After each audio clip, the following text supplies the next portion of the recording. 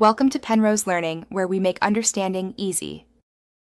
You start by measuring the powder and adding water strategically.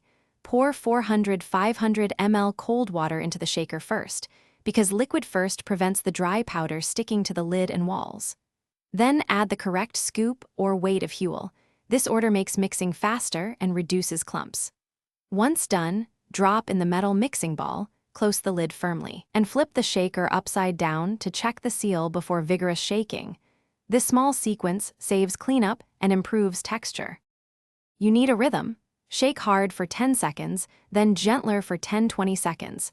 Alternating forces break up lumps and the metal ball helps shear the powder into the liquid.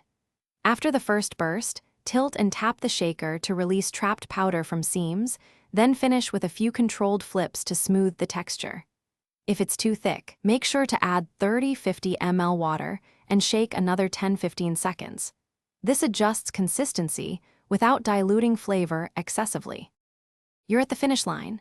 Open the shaker carefully, pour or drink directly within 30 minutes for best flavor and texture.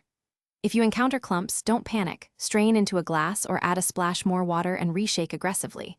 The why is simple. Extra liquid and motion allow trapped powder to hydrate. Finally, clean the shaker right away. Rinse, use warm soapy water and the brush if needed, then air dry to prevent smells and residue buildup.